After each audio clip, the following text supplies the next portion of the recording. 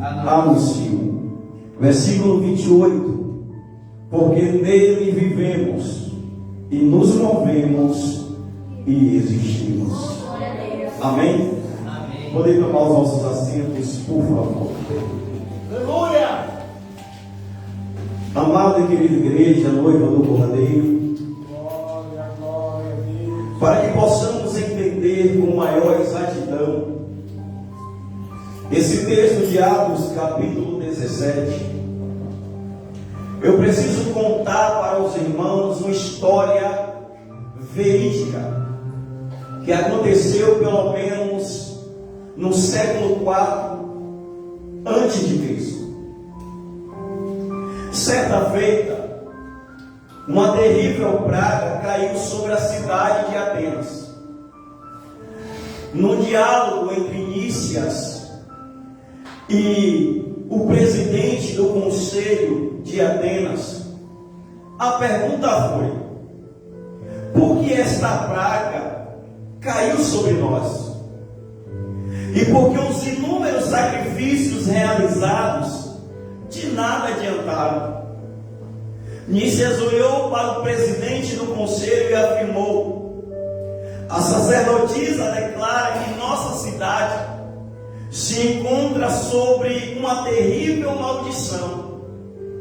Um certo Deus a colocou sobre nós por causa do medonho crime de traição do rei Megácles contra os seguidores de Ciro. Nesse momento, um membro do conselho perguntou: mas qual Deus que ainda nos condena por esse crime? Já oferecemos sacrifício de expiação a todos os deuses. Não é bem assim, replicou Nícias. A sacerdotisa afirma que resta ainda um Deus a ser apaziguado. Quem poderia ser? Perguntaram os anciãos, olhando incrédulos para Nícias. Ele respondeu: eu não posso contar para vocês, mas o próprio oráculo parece não saber o seu nome. Ela, a sacerdotisa, disse apenas que precisamos enviar um navio imediatamente a Knossos, na ilha de Creta, e trazer de lá para Atenas um homem chamado Epimênides. Qual o nome do homem? Qual o nome? Epimênides. A sacerdotisa assegurou-me que ele saberá apaziguar esse Deus ofendido, livrando assim a nossa cidade. Alguém relutante perguntou: mas não há sábio suficiente em Atenas? Temos que apelar para um estrangeiro? Aí Nícias respondeu: se alguém conhece algum grande sábio em Atenas, pode chamá-lo. Aí disse Nícias: caso contrário, cumpramos simplesmente as ordens do oráculo. Aí alguém disse: vá, amigo. Disse o presidente do conselho: traga esse Epimênides. Se ele atender ao seu pedido e livrar a nossa cidade, nós o recompensaremos. Nícias foi buscar Epimênides lá em Colossos, na ilha de Creta. Quando eles descem do navio em Atenas, Epimênides olha para Atenas e ele não olha a beleza, ele não olha o glamour da cidade, ele olha e observa que Atenas era repleta de deuses estranhos, a ponto dele olhar para Nícias e dizer: em Atenas tem mais deuses do que homens. Louvado seja Deus. Nunca vi tantos deuses como eu estou vendo agora. Nícias deu risada no comentário de Epimênides. Quando Epimênides ele chega diante do conselho conselho, o presidente do conselho olha para ele e diz assim: Epimênides, agradecemos a sua. E Epimênides interrompe a sua fala e diz assim: sábios anciãos de Atenas, não há necessidade de agradecimento. Amanhã, ao nascer do sol, traga um rebanho de ovelhas, um grupo de pedreiros e uma grande quantidade de pedras e argamassa, até a ladeira coberta de relva, ao pé desta rocha sagrada. As ovelhas devem ser todas sadias e de cores diferentes, algumas brancas, outras pretas. Vocês não devem deixá-las comer depois do descanso noturno. É preciso que sejam ovelhas famintas. Vou agora descansar da viagem. Me acordem quando o dia nascer. Todo mundo ficou atônito, pensando nas palavras dele. O dia amanhece e um dos jovens do conselho vai até ele e diz: Epimênides, amanheceu. Ele acordado, atordoado, despenteado, ele foi até o lugar do encontro. Chegando lá, ele começou a falar para o conselho e dizer assim: olha, eu vou fazer aqui algumas suposições. Eu vou fazer aqui pelo menos 3 suposições. A primeira suposição é que existe um Deus interessado na situação ou na questão desta praga. Um Deus cujo não conhecemos e que não está, portanto, sendo representado por qualquer ídolo nessa cidade.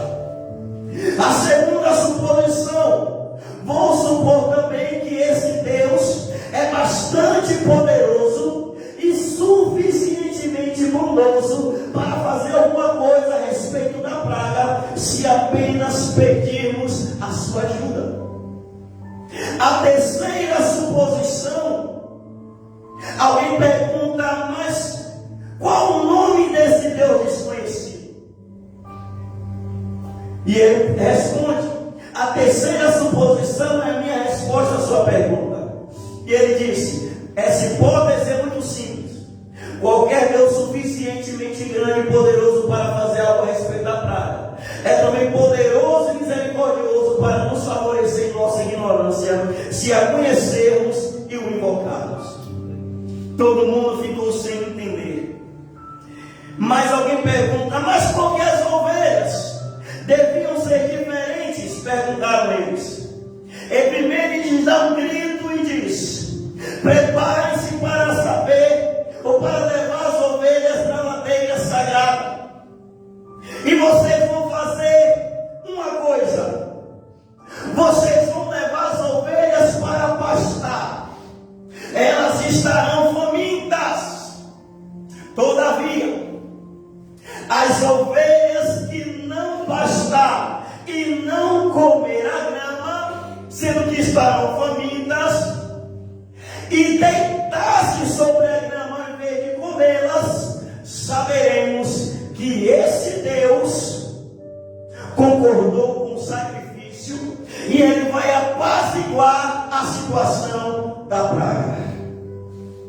Eles fazem o que Epimênides manda, os pastores acompanham a ovelha, e Epimênides faz uma oração e diz assim: ó tu, Deus desconhecido, contempla a plaga que aflige esta cidade, e se de fato tens compaixão para nos perdoar e ajudar, observa este rebanho de ovelhas, revela a tua disposição para responder, eu peço, fazendo com que qualquer ovelha que te agrade, deite na relva em vez de pastar.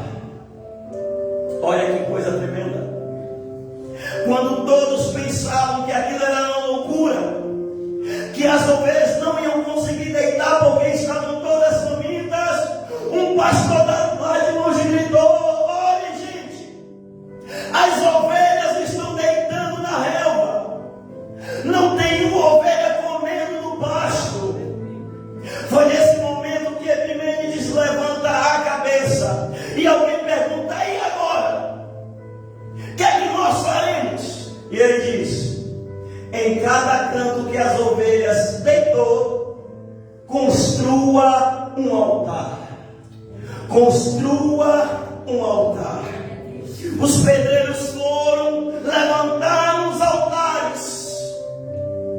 E alguém pergunta: vamos colocar o nome desse Deus que aceitou o nosso sacrifício e aplacou a praga sobre nossa cidade? E Epimênides olhou para eles e disse: vocês são ignorantes. Esse Deus bondoso, misericordioso, que nós nem sabemos o seu nome, se a gente dá algum nome para ele, nós podemos desonrá-lo. E alguém olha do outro lado e pergunta: Epimênides, então já que nós não sabemos o nome desse Deus, qual é o nome que a gente vai colocar nesses altares?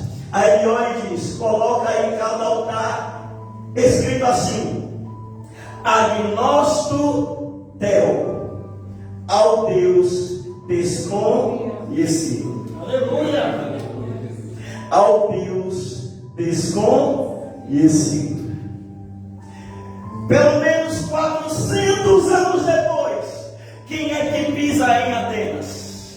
O apóstolo das missões, o apóstolo dos gentios. Qual o nome dele? Paulo. Paulo é expulso de Bereia por causa do nome de Cristo. Ele espera Timóteo e Silas na cidade e ele vai dar uma volta em Atenas. Glória, estou sentindo a presença de Deus aí. Quando ele passa pela cidade, ele diz: varões atenienses, aleluia, em tudo vos vejo tanto religiosos, porque passando eu vi muitos altares, mas tinha um que me chamou a atenção. Aleluia.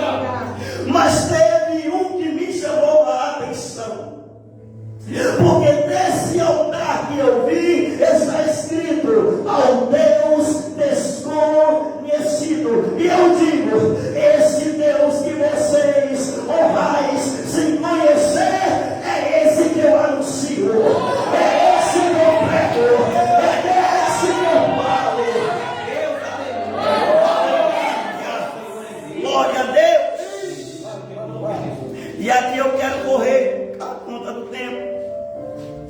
Quando Paulo começou a falar desse Deus desconhecido, havia dois grupos importantes em Atenas: os epicureus e os estoicos. Quem eram os epicureus?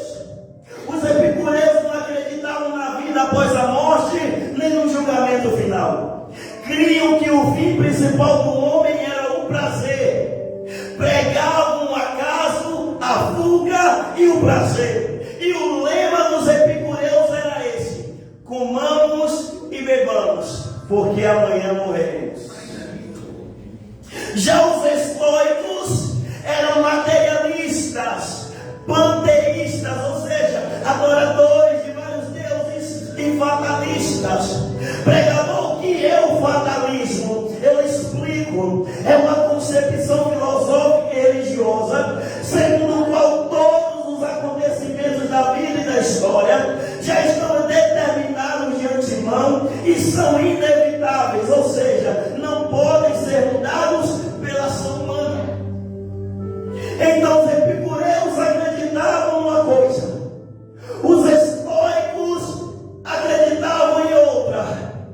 Mas chega Paulo e diz: olha, esse que vocês adoram, esses que vocês honram sem conhecer, é esse que eu vos anuncio. É esse que eu vos anuncio. E Paulo, aleluias, para encontrar a filosofia grega, o pensamento grego, no versículo 24 e diz: o Deus que fez o mundo e tudo que nele há. O Deus que fez o mundo e tudo o que nele há. Por que eu sei isso? Porque para os estoicos o cosmo passava por ciclos de destruição e renascimento, mas a matéria nunca deixava de existir. Em outras palavras, a matéria era vista como eterna, ela sempre existiu, mas toma diferentes formas ao longo do tempo. Eu explico melhor. Mas diferente do que pensavam os gregos e alguns cientistas, a matéria não é eterna. O mundo não é resultado de uma explosão cósmica, nem é fruto de milhões e milhões de anos de evolução. Interessante, no livro A Origem das Espécies, escrito por Darwin no ano de 1859, ele escreveu pelo menos 800 vezes no subjuntivo, no futuro do subjuntivo, a palavra suponhamos. Suponhamos que foi assim. Suponhamos que foi assado. Suponhamos que foi criado, foi feito assim. Aleluia, louvado seja Deus. E Darwin acreditava tudo por meio da suposição. A evolução é uma suposição improvável. Só que a Bíblia não trabalha com suposição. A Bíblia trabalha com afirmação. Eu vou dizer de novo: a Bíblia não trabalha com suposição. A Bíblia trabalha com afirmação. E se for para ficar com a Bíblia e a ciência, eu fico com a Bíblia. Eu prefiro ficar com a palavra de Deus. E o que é que a Bíblia afirma? No princípio, criou Deus os céus e a terra. No princípio, criou Deus os céus e a terra. Aleluia. Paulo, escrevendo aos Colossenses, ele disse: porque nele foram criadas todas as coisas que há no céu e na terra, visíveis e invisíveis, sejam potestades, sejam tronos, sejam principados, sejam dominações, tudo foi criado por ele e para ele, e ele é antes de todas as coisas, e todas as coisas subsistem por ele. E só para você dar um glória mais forte, João capítulo 1, versículos 1, 2 e 3. No princípio era o Verbo, e o Verbo era Deus e estava com Deus. No princípio ele estava com Deus. Todas as coisas foram feitas por ele, e sem ele, nada do que foi feito se fez. Ele é o Criador. Ele é o Criador. Ele é o Criador de todas as coisas. Aleluia. Bendito é teu nome, Senhor. Aleluia. Oh, glória a Deus. Glória. Bendito é teu nome, vida, glória. Versículo 24 ainda. Na parte B, além dele dizer que Deus fez o mundo e tudo nele há, ele diz assim: sendo Senhor do céu e da terra. Sendo Senhor do céu e da terra. Senhor do céu e da terra. Por quê? Porque os gregos, ou porque para os gregos, quem era o Senhor dos céus era Zeus, Senhor dos céus, dos raios, dos trovões. Para os gregos era Zeus o Senhor do céu.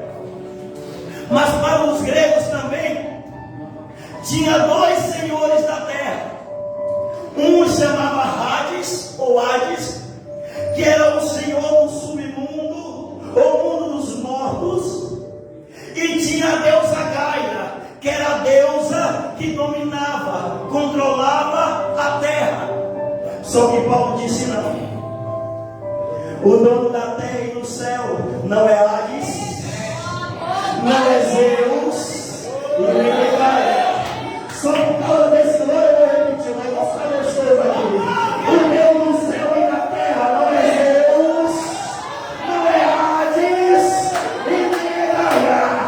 Que é no princípio, que o Deus, no princípio, que o Deus, os céus e a terra, os céus e a terra.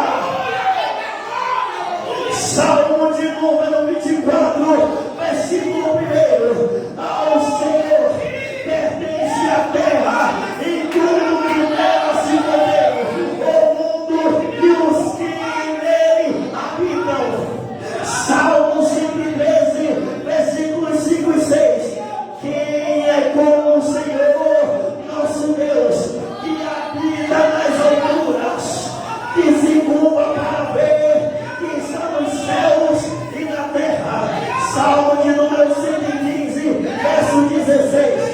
Os céus são os céus do Senhor, mas a terra deu a eles, ao filho dos homens.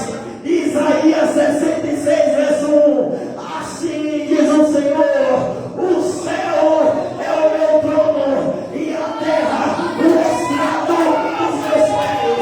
O medo do Senhor é a terra, do Senhor é a terra. Não tem Zeus, não tem Hades, não tem Gaia. Ele é Senhor de cima e Senhor de baixo. Ele governa em cima, Ele governa embaixo. Ele tem o controle em cima e Ele tem o controle embaixo. Ele é Deus. Oh, glória a Deus.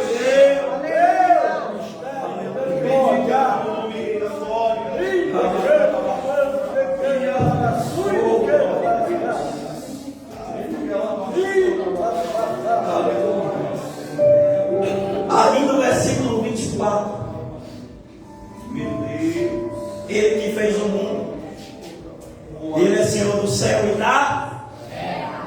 Mas Paulo ainda diz: não habita em templos feitos por mãos humanas. Agora você vai dar glória com vontade. Meu Deus. Sabe por quê? Porque os gregos tinham muitos templos dedicados aos ídolos. Então em cada templo tinha 1, 2, 3, 10, 50 ídolos dentro do templo, que eram construídos por mão de homens. Aí Paulo diz: os deuses de vocês pode até caber dentro do templo, mas esse Deus desconhecido que eu estou pregando, ele não cabe. Ele não cabe. Ele não cabe. Ele não cabe. Ele não cabe. Ele não cabe. Ele não cabe. Por quê? Ele é muito grande. Ele é muito grande. Ele é muito grande. Ele é maior do que o céu. Ele é maior do que a terra. E eu vou dizer, ele é tão grande que ele não cabe no crucifixo. Ele é tão grande que ele não cabe na carteira do bolso. Ele é tão grande que ele não cabe no porta-luva de carro. Mas só para você dar um glória gostoso, deixa eu revelar algo para você nessa noite.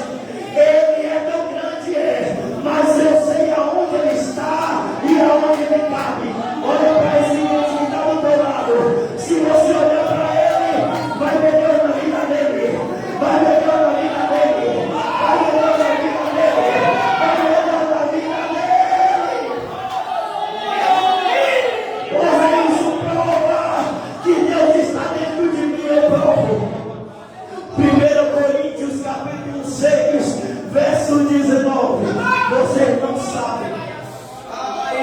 Vocês não sabem que o corpo de vocês é templo.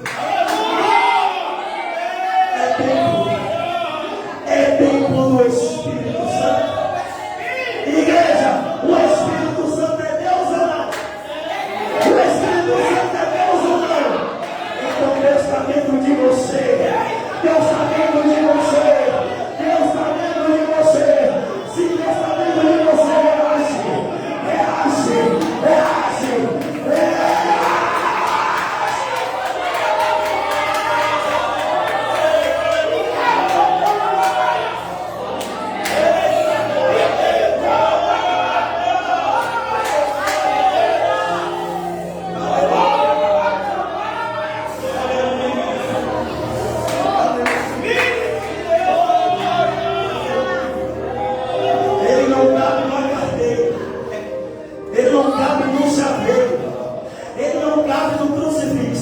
Mas Ele coube dentro de você. Ele coube dentro de você. Ele coube dentro de você. Ele está aí dentro. Ele está aí dentro. Ele está aí dentro. Ele está aí dentro. Oh, a presença dele.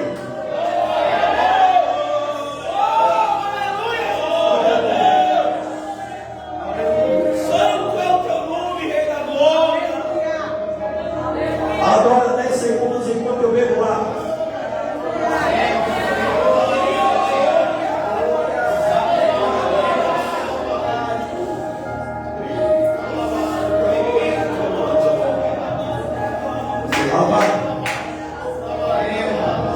Versículo 26. E de um só sangue fez toda a geração dos homens. E de um só sangue fez toda a geração dos homens. Sabe o que Paulo estava dizendo aqui para os gregos? Esse Deus desconhecido, que vocês honram, não sabendo quem Ele é, e que eu estou anunciando, foi Ele que criou Adão. E através de Adão, toda a raça humana veio por meio dele. Aleluia. Ou seja, o homem é criação de Deus.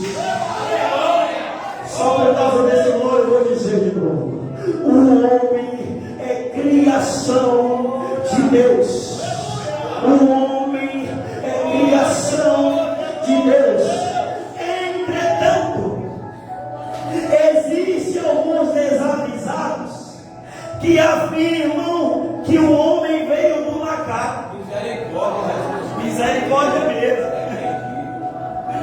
Estão pregando por aí, nas universidades, nas faculdades da vida, que o homem veio do macaco. Sabe como chama essa teoria?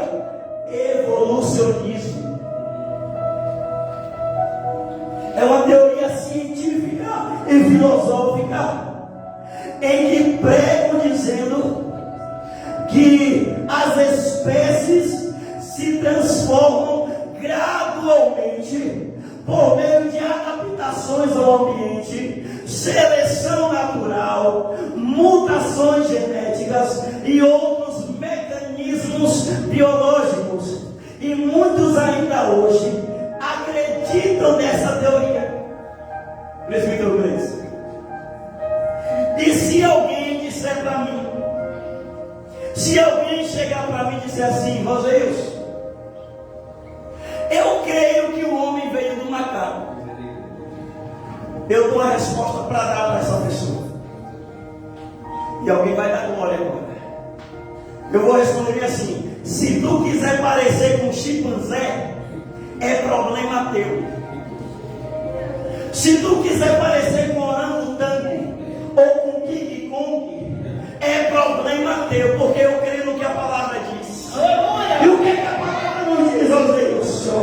Que eu sou imagem e semelhança de Deus. Eu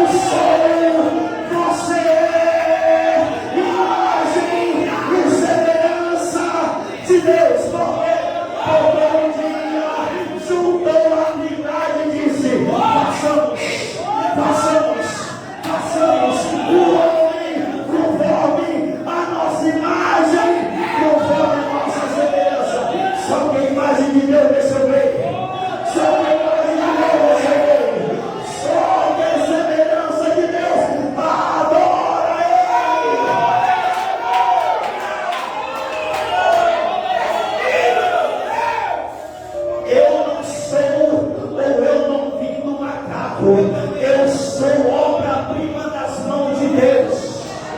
Eu sou obra-prima das mãos de Deus. Igreja, entenda isso. Nós somos tão privilegiados que para tudo que Deus criou, Ele disse: haja. Haja luz. Haja luminária. Haja expansão da terra. Haja separação de águas e águas. Alguém vai entender aqui. Mas quando foi a vez do homem, ele fez assim.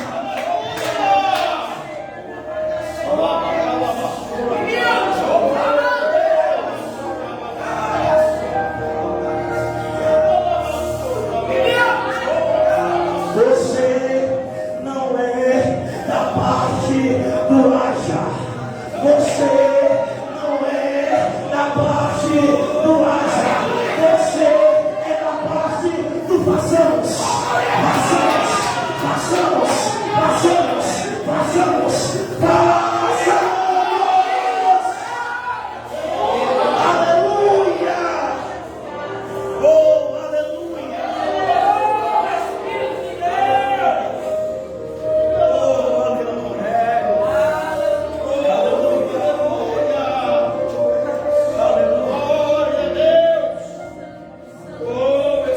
Depois de Paulo fazer toda essa explanação, dizendo que um Deus desconhecido, que eles honravam sem saber quem era, e que ele anunciava, que fez os céus e a terra, que é Senhor do céu e da terra, e que não habita em templos feitos por mãos humanas. Aleluia. E que ele criou Adão, e de Adão veio toda a geração dos homens. No versículo 8 ele afirma as suas palavras. E ele diz: porque nele, oh aleluia, porque nele vivemos e nos movemos e existimos. Porque nele vivemos e nos movemos e existimos. Só para aumentar o grito, o nome da glória. Porque nele vivemos, nos movemos e existimos. Quando Paulo disse assim, nele vivemos, ele estava dizendo: nossa vida tem origem e continuidade em Deus. Ele é a fonte da vida. Ele é a fonte da vida. Ele é a fonte da vida. Quando ele diz e nos movemos, ele estava dizendo: todo movimento, energia, ação e dinâmica da criação depende de Deus. Depende de Deus. Depende de Deus. Depende de Deus. Por quê? Porque dentro da teologia existem duas palavras a respeito de Deus. Aleluias. Existe duas palavras que relatam acerca de Deus. Uma delas é a imanência, a outra é a transcendência. Uma diz que Deus criou todas as coisas, e a outra diz que Ele governa, está no controle e tem o domínio sobre tudo. Aleluias. E a última palavra de Paulo foi essa: além de dizer nele vivemos e nos movemos, ele disse e existimos. Ou seja, a própria essência do ser humano está fundamentada em Deus. Fora dele nada existe. Fora dele nada existe.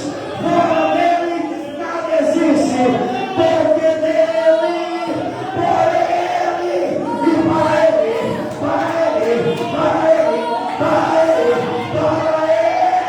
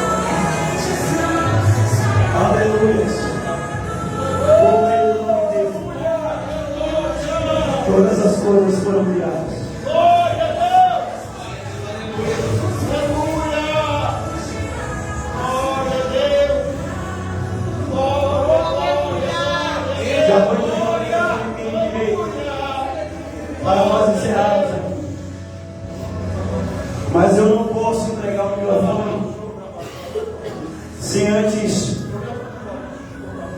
fazer essa declaração nessa noite, eu vou dar um brado daqui, vocês vão dar outro brado daí. Eu vou gritar daqui. Se vivemos, vocês vão gritar. É por causa dele. Se nos movemos, se existimos, é por causa dele. Vamos lá? Estamos com a turbina aquecida aí? Acho que já. Vamos lá? 1, 2.